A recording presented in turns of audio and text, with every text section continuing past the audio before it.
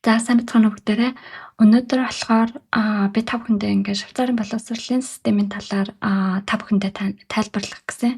Анх болохоор би одоо ингээд 16 таада 9 дугаар ангита Швейцарт хурж ирж байсан. Тэгээд ерөнхийдөө Монголын тэр үедээ одоо 2006 оны 9 дугаар анги гэхээр бас Швейцарт хурж ирээд яг параллел 9 дугаар ангид орсон. Тэгэхээр ерөнхийдөө жоохон жил дарагдаж орж ирсэн гэсэн үг. Тэр үед 2006 онд болохоор Монголд сургуулийн одоо нөгөө 10 жилийн систем 11 жил 12 жил гэдэг ингээд солигдчихсэн үе байгаа. Тэгээд тэр үед би ингээд Швейцарт хурж ирж байсан юм аа. Тэгээд тэрнээс хойш болохоор би элсэлтийн шалгалт байсан. Швейцарын Цюрих их сургуулийн тэгээд тэрнээс хойш болохоор Цюрих их сургууль дээр бакалавр, мастера физикийн чиглэлээр төгсөөд тэгээ араас нь 2 3 жил ажилласан ийм туршлагатай юм байгаа. Тэгээ та бүхэндээ болохоор би одоо ерөнхийдөө Швейцарын сургуулийн системийн талаар танилцуулах гэсэн. Яг тэгэхээр ер нь сургуулийн систем надад маш их таалагддаг.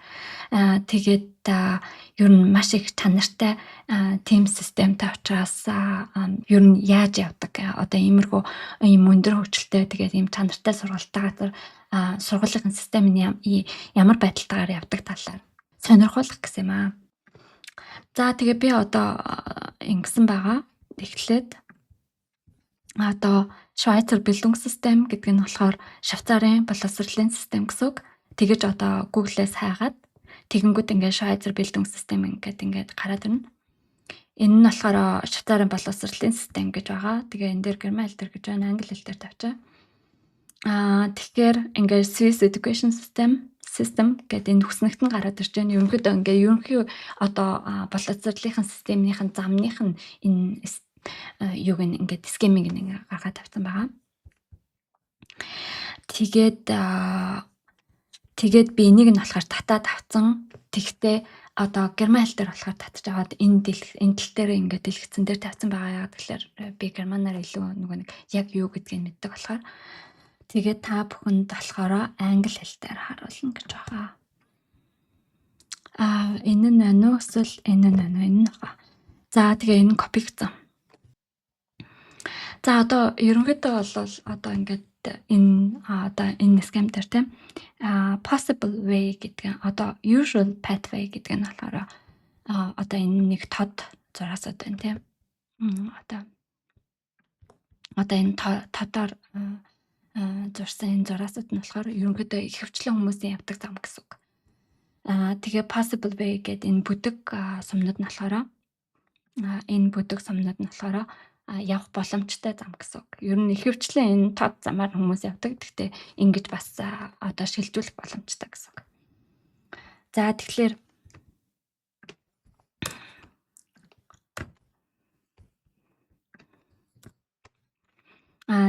ерөнхийдөө эхлээд ингээд compulsory education гэдэг нь болохоор заавал одоо эзэмших ёстой мэрэгжил одоо чиглэл сургууль гэж байгаа. Тэр сургууль нь болохоор эхний ерөнхийдөө одоо Монгол ойлголтоор бол 9 жил 9 дугаар анги хүртэл ерөнхийдөө нэг 9 дахь жил хүртэл явдаг гэсэн үг. Тэгээд тэрнээс хойш болохоор юу яана. Одоо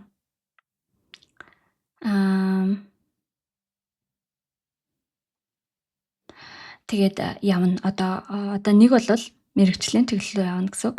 Одоо ингээд энэ зурж болох нь. Тэ энэ ингээд мэрэгчлийн чиглэл рүү явна. Үгүй бол энэ ерөнхий боловсролын чиглэл рүү явна гэсэн үг. Одоо цаашаа ингээд дахиад ерөнхий боловсролоо гүнзгийрээд явна гэсэн үг. Одоо тийм. Тэгээд энэ нь болохоор энэ зүүн талд нь болохоор энэ нөгөө нэг юунууд байгаа. Одоо та нарын харж байгаагаар бол зүүн тал нь байна. За энэ зүүн талд нь болохоор энэ нөгөө нэг мэрэгжлийн сургуулиуд байгаа.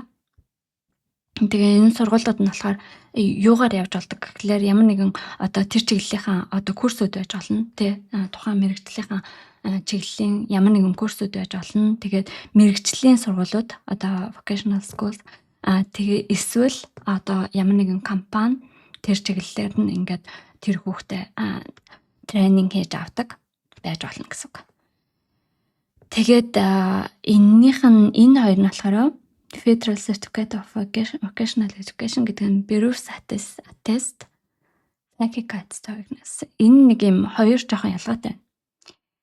Тий, Vocational Certificate энэ нь болохоор энэ чиглэл нь болохоор ингээд энэ чиглэлийг нь дагсан бол энд нь болохоор сертификат өгд юм байна. Тэгээд эндээс болохоор ийшгээ хүмүүс хөвчлэн шилждэг гэж байна. Ийшгээ. Би энийг нь ерөнхийдөө нэг юм жоохон харж исэн болохоос биш бас яг нарийн сайн мэдгүй тэгээ маш олон төрлийн мэрэгчлүүд байдаг учраас бас ингээд тэр болгоныг нь мэдгээд бас жоохон хэцүү. Гэхдээ ерөнхийдөө нэг жоохон ингээд ерөн системийнх нь төсөөл мэдээж байгаа.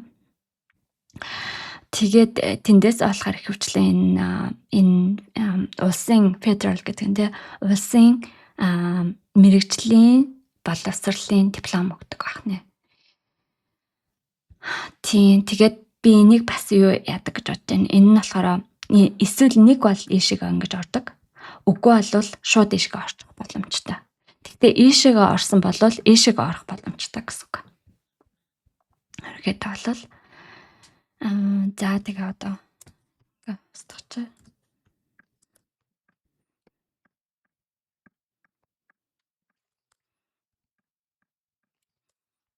За тэгээ одоо энэ баруун талд нь болохоор ерөнхийдөө ерөнхий мэдлэгийн сургуулиудын чиглэл ингээд явж байгаа.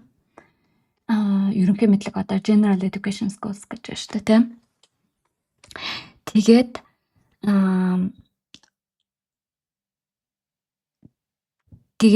ерөнхийдөө одоо ямар нэгэн чиглэлээр фах мэдээлшүүлнэ гэхээр FMS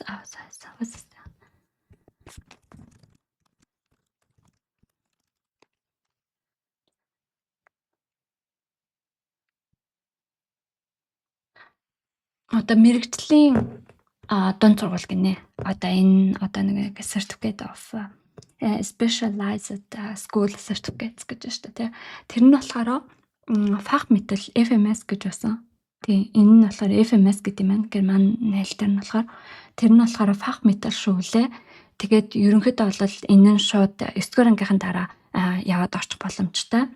Тэгээ ямар нэгэн чиглэлээр юм мэрэгжлийн дунд сургууль байт юм байна. Тэгээ тэр нь болохоор ихэвчлэн 3 жил байдаг гэж байна. Ихэвчлэн 3 жил байдаг. Тийм мэрэгжлийн сургууль гэж байна. Тэгээ араас нь шууд шууд энэ 3 жилийн дараа мэрэгчлээ болоо тэгээд шууд ажил дээр боломжтой гэсэн үг. Энэ зүүн талынхан ч гэсэн ерөнхийдөө эннийхэн дараа араас нь шууд ажил дээр боломжтой гэсэн үг. Тэгээд одоо жилийнхэн одоо үргэлжлэн нөгөө мэрэгчлийнхэн уртаар одоо хугацааныхаа уртаар бол янз бүр байгаа. 1 жилээс ахуулаад 3-4 жил гэж янз бүр байх хэвээр миний одоо мэддгээр болвол тэгээд энэ нэг юм хоёрыг болохоор би дараа нь жоохон байж байгаа тайлбарлана. Энэ хоёрыг. Тэгээд үгүй болвол хэрвээ энэ мэрэгжлийн сургууль руу одоо 9 дугаар ангийнхаа дараа шууд явж орохгүй болвол энэ baccalaureate schools гэж байгаа. Энэ нь болохоор гимназ. Одоо хэрвээ та нар гимназ гэж мэддэг бол энэ нь бол бидний нөгөө мэддэг ахлах сургууль гэсэн үг. Тэгэхээр одоо та нар ингээ харж байгаачлан монголчууд бол ерөнхийдөө шууд ахлах сургууль руугаа заавал ор гэдэг. Одоо ерөнхийдөө ахлах сургууль орохгүй гэсэн тийм ерөнхийдөө шийдвэр баг одоо үед байдаггүй болсон штэ тий. Тэгэхэд энэ Швейцар бол ерөөсөө ингээд ийм олон төрлөөр ингээ хуваачж байгаа байхгүй. Тэгээд энэ baccalaureate гэдэг нь болохоор ахлах сургууль. Тэгээ ахлах сургууль нь бол хүн болгон явж ордоггүй гэсэн үг.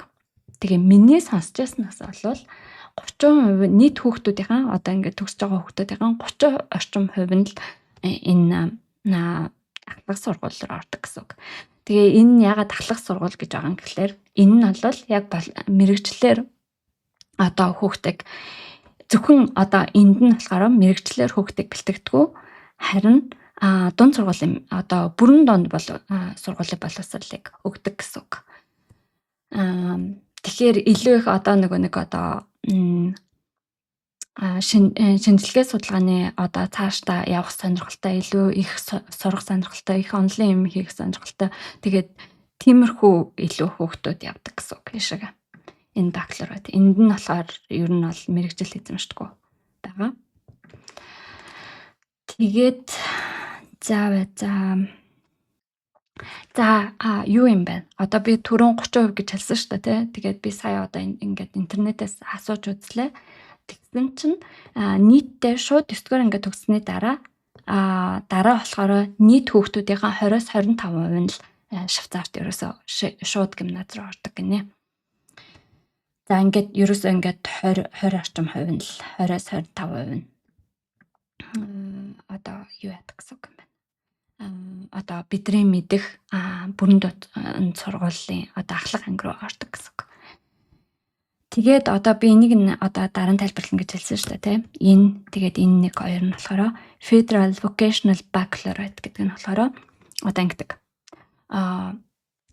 Одоо ерөнхийдөө одоо хүүхдүүд нь ингээд шууд 9 дугаар ангийнхаа араас нь ингээд мэрэгжлийн сургууль руу яваад орсон шүү дээ. Энд ч байна уу, эсвэл энэ ч байна уу, тийм. Бүгдээр ингээд мэрэгжлийн ингээд сургууль руу яваад орчихсон. Тэсний дараа болохоор би тэгтээ бас их сургууль руу ормоор байна гэж хэлсэн штэ.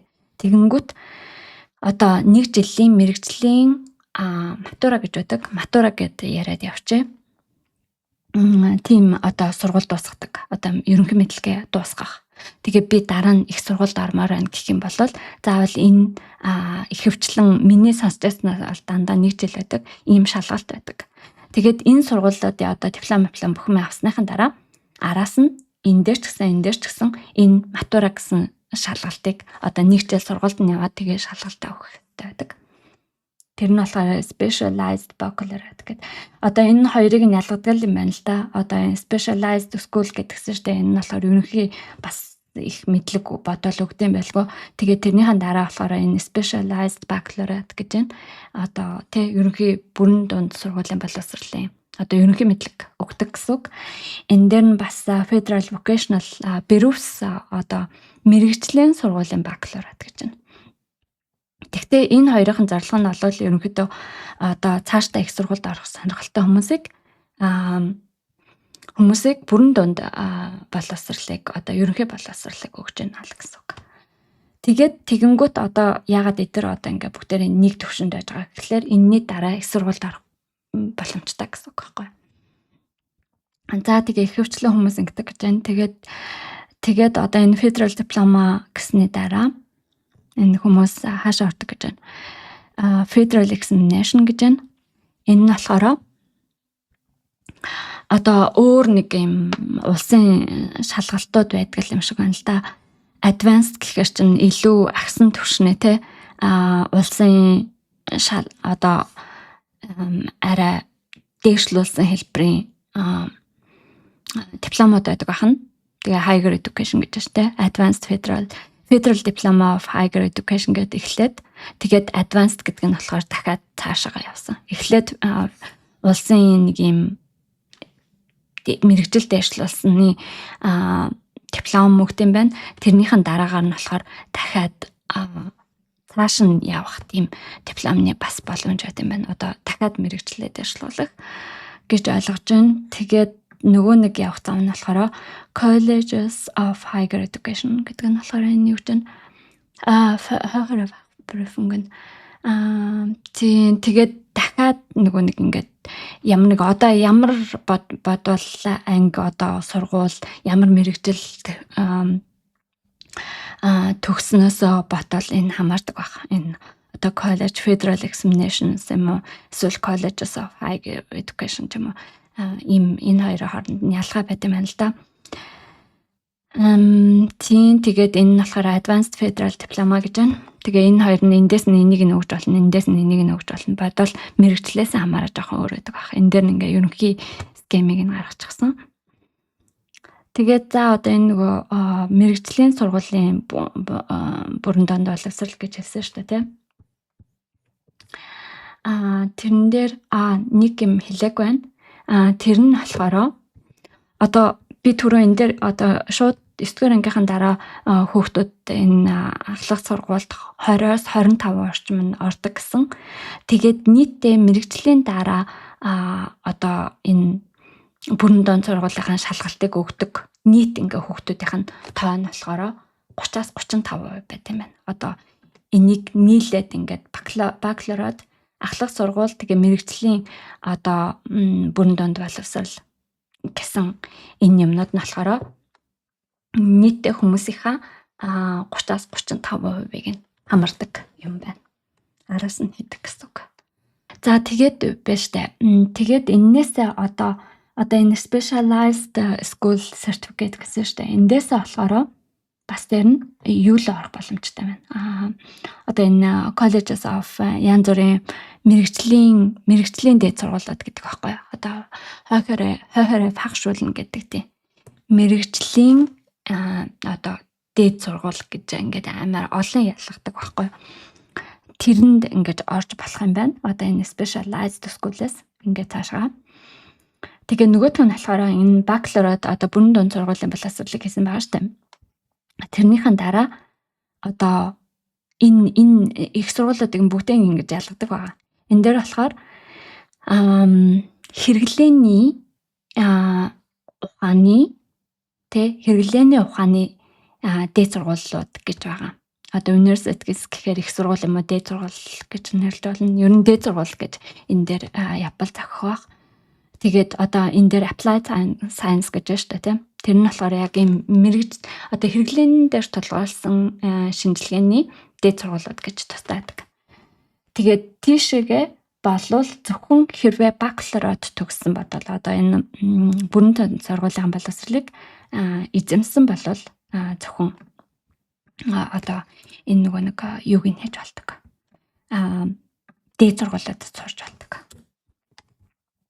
Одоо энэ universities гэж байна шүү дээ тий.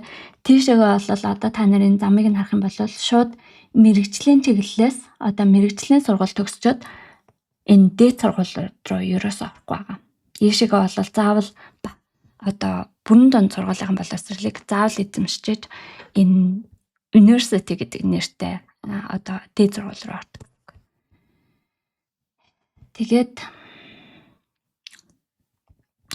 Тэгээд одоо хэрвээ бас энэ бүрэн доод сургуулаа бас дүүргэсэн болвол бас дээр нь багшийн дэдэд орж болдог гэсэн үг. Тэгээ багшийн дэд одоо teacher education гэж байна шүү дээ тий. Багшийн мэрэгжлийн сургуулиудад дээд сургуулиудад орж болдог гэсэн үг. Тэгээд тэр нь болохоор дотроо юу байдаг гэхээр ямар одоо зэрэгтэй өгдөг гэхээр өмнө нь болохоор энэ нөгөө улсын диплом өгчөөсөн шүү дээ тий. Энэ дээр нь болохоор эхлээд бакалавр тэгээд дараа нь мастер хийж болдог байна. Энэ дээр нь бакалавр тэгээд мастер гэж хоёулаа шүү дээ тий. Тэрийг нь хийж болдог гэсэн үг.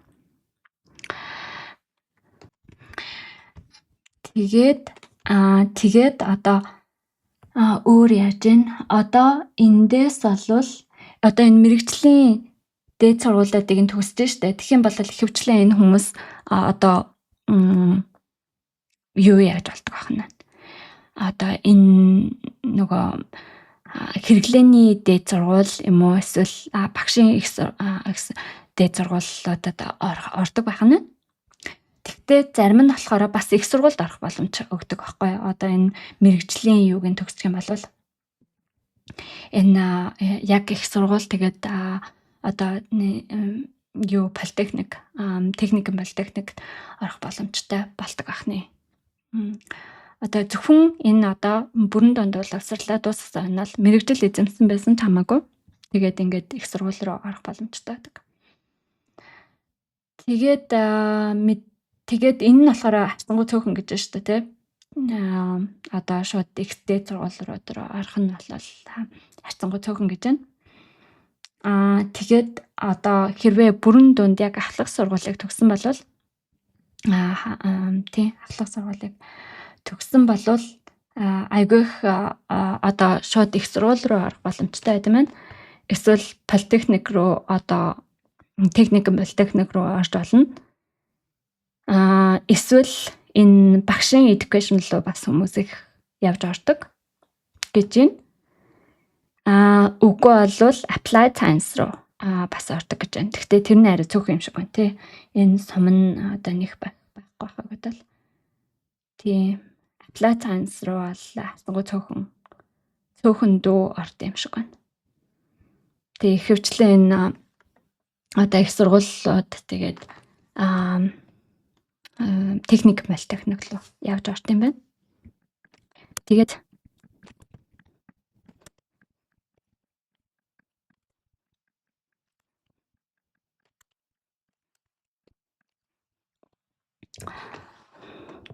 Тэгээд одоо энэ зүүн талд нь ингээ харж байна шүү дээ тий.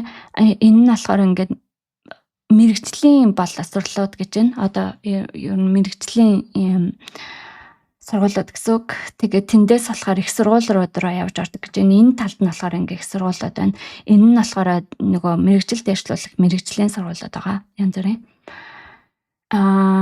Тэгээд бас нэг юм болохоор continue education training. Тийм.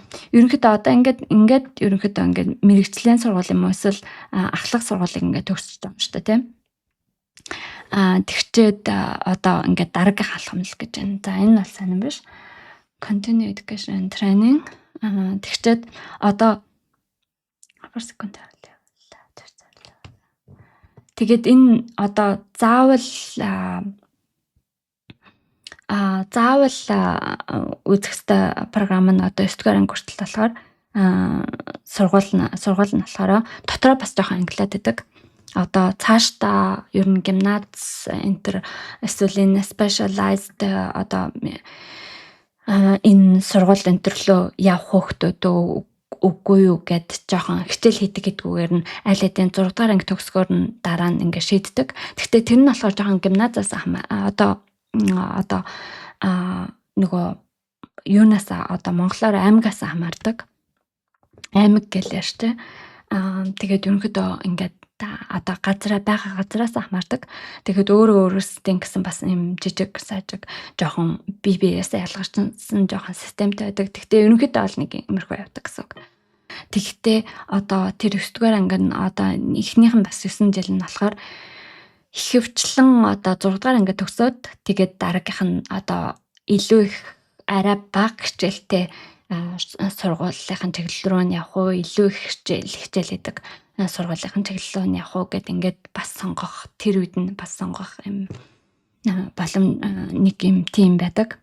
Гэхдээ тэр нь болохоор газраас хамаардаг гэж сайн хэлсэн шүү дээ, тийм.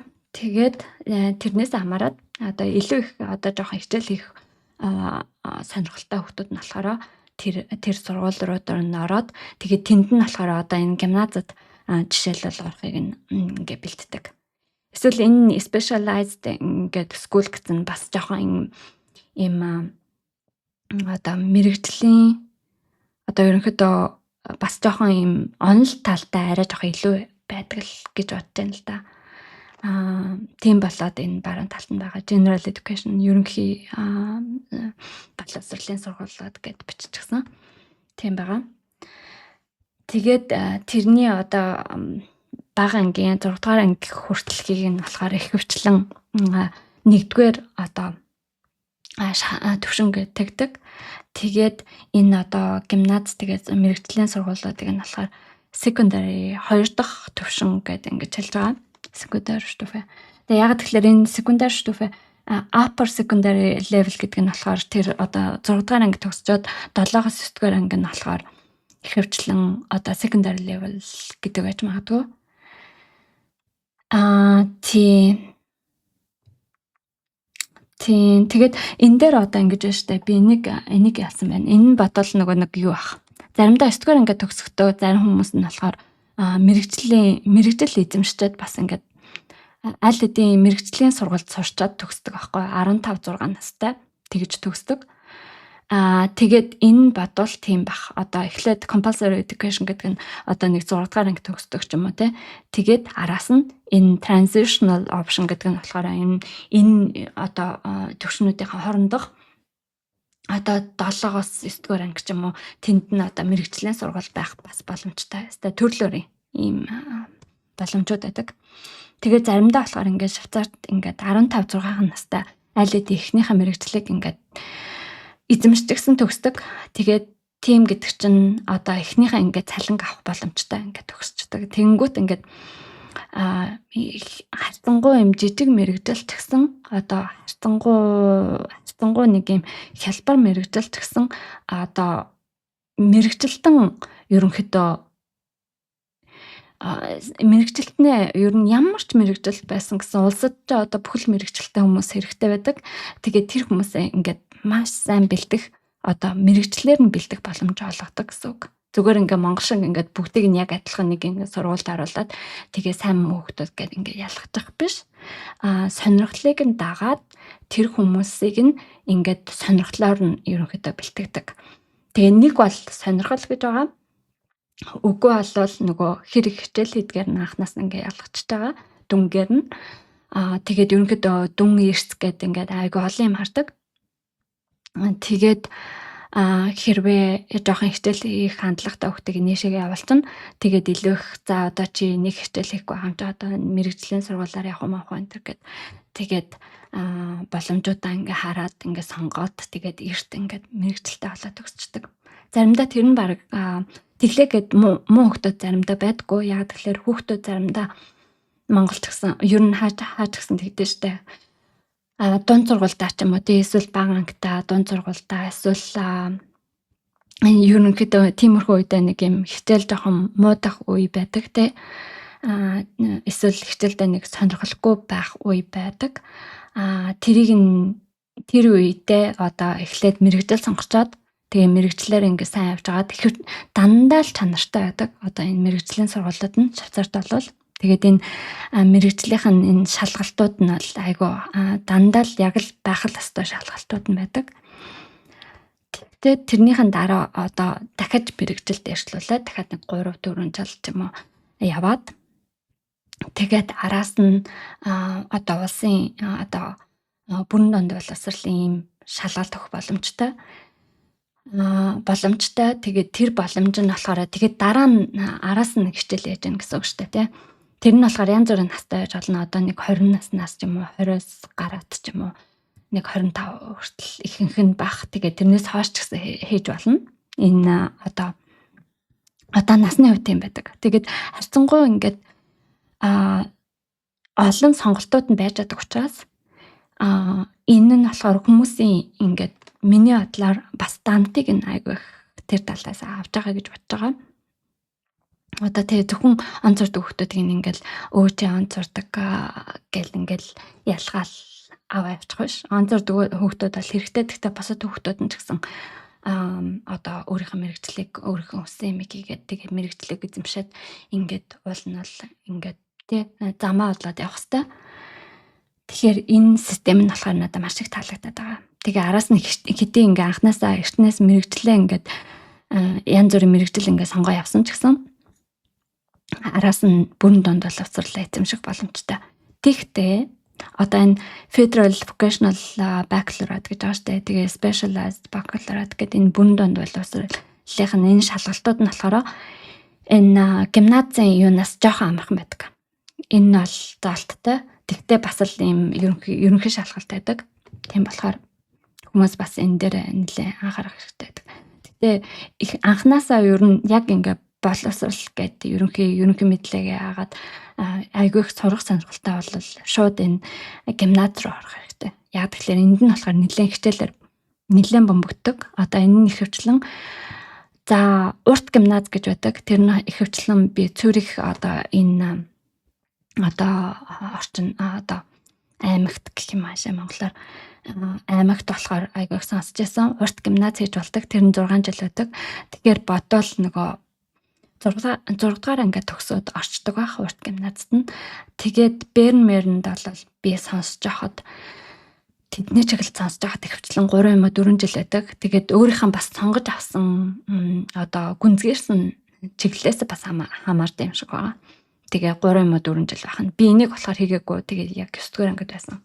Би анх ирэхдээ 9 дугаар ангид байсан. Тэгээд Швейцарт ирэхийн нэг нөгөө тал нь болохоор одоо шив хүн ирэх юм бол ялангуяа Монгол гэсэн тийм жирийн дунд сургуулиас ингээ хүүхэд ирэх юм бол ихэвчлэн хэлэхгүй байгаа штэ. Зүгээр бүр нэг азтай ч юм уу эсвэл сайн хичээл яаж агаад хэл нь нэлээд сайн болчихгүй бол ерөнхийдөө гадаад хэлгүй байгаа. Нэг жоохон зах зух англи хэлний зах зух байж магадгүй, орос хэлний зах зух байж магадгүй.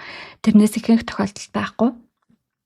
Тэгэнгүүт Швейцарт хурж ирэнгүүт нэлээд хэдэн хэл зэрэг сурах хэрэг гарчдаг. Тэгээд хичнээн одоо би жишээлбэл одоо математиктаа нэлээд сайн байхад одоо бусад хүүхдүүдээс ч гэсэн хавлын илүү сайн байхад яг тиймэрхүү нэг 16 7 настай хүүхдээ хурж ирж байхад бол шууд ингээд явах хэвээр сургуулиар нь орох боломжгүй байдаг. Ягаад гэвэл Швейцарт бол чи математиктаа сайн чи бол сайн хүүхэд гэдэг ингээд өргөчдгөө. Энд болохоор нийгмийн шинжилгээний ухаанууд тэгээ хэлнүүд маш их үүрэг гүйцэтгэдэг. Ер нь л угаасаа нөгөө олон хэлтэй орон учраас хэлээ айгуу чухал тавьдаг. Тэгээд хэдэн хэлээр ярьдаг хүмүүс Швейцарт бол баг ингээ үтгэл байдаг. Энд тэгээ бусад улс оронд бол нэг тийм байдаггүй. Тэгтэл Швейцарт бол тийм нэлээд энгийн үзэгдэл. Тэгээ маш олон хүмүүс одоо англи хэлээр ярьдаг. Тэгээд энэ жишээлбэл Германд ч гэсэн яг Швейцар шиг ийм олон хүмүүс англиар ярьдаггүй. Тэгээ эсвэл Францад тийм яг Швейцар шиг бол биш. Швейцар бол нэлээд ингэж гадаад хэлээр ярьдаг газар. Тэгээ маш их гадны хүмүүс бас их харцангуй ярьдаг байх. Тэгээд миний хувьд болохоор за тэгээд ингээ явж болно. Тэгээ мэдээж одоо энэ бакалавруудынхаа араас ч гэсэн одоо тэгээд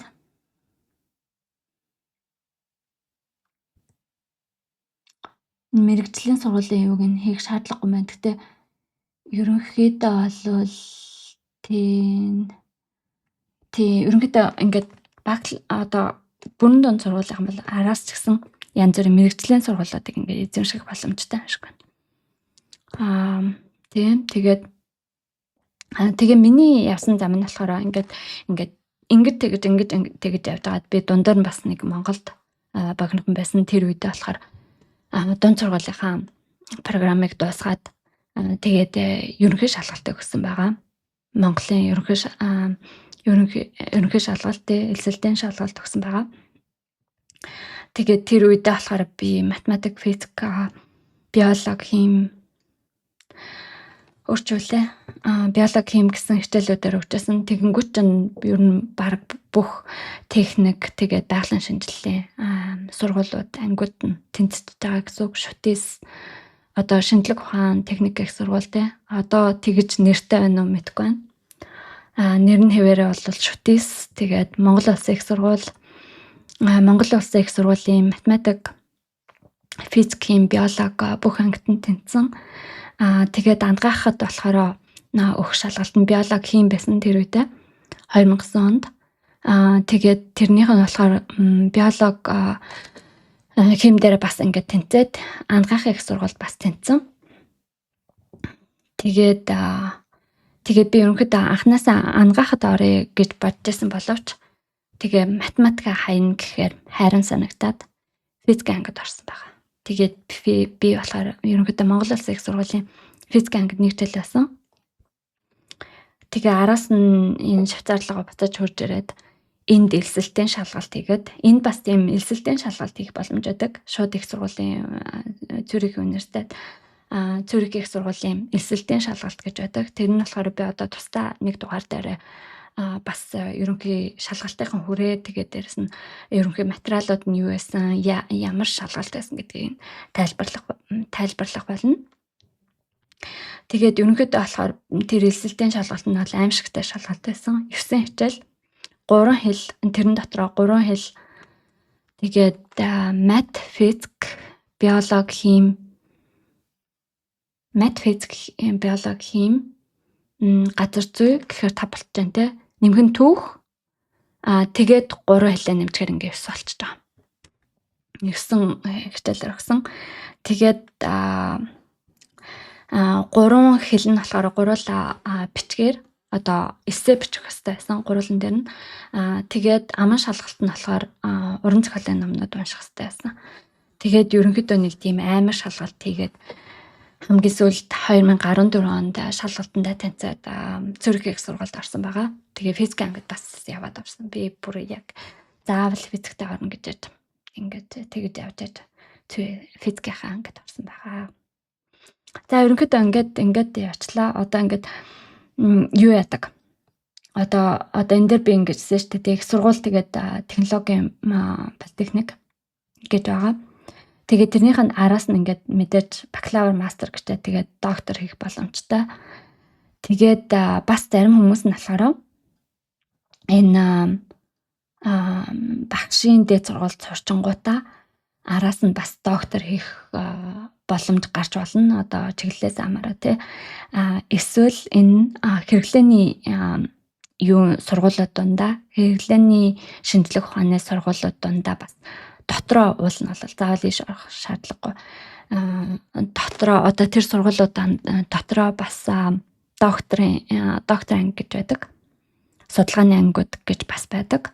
Тэгээд яг цэвэр эрдэм шинжилгээний судалгаа одоо тий суур шинжлэх ухааны судалгаанууд бол ихэвчлэн мэдээжээр бол энэ техникум политехник юм уусал Цүрх их сургууль одоо эсвэл нөгөө их сургуулиуд байгаа. Тэгээд хэрвээ та нар бүгдээрээ бол сонсож байгаагүй бах. Би бол хуучин дунд сургууль тахтаа сонсож байгаагүй. Энэ Цүрх их сургуулийн политехник нь дэлхийн эхний 10-т орох хэмжээний тийм чанартай их сургууль байгаа. Тэгээд би болохоор Цүрх их сургуульд нь сурсан. Политехникээс нь ялгаатай. Гэхдээ миний бакалавр, мастер бол ер нь тал нь политехник оюутнуудаа зогтаа шалгалтын ч гэсэн адилхан тийм байсан. Гэхдээ яагаад гэхээр минийх болохоор физик анги байсан болохоор зарим одоо профессорууд нь яг нэг лекц уншиж таардаг. Тэгэнгүүт нөгөө физикийн одоо политехникийн тэгээ их сургуулийн оюутнууд нийлээд тэгээд юу яадаг байгаа. Одоо ингэ хичээл авдаг байгаа. Тэгээд одоо ерөнхий ингээд дуусчлаа.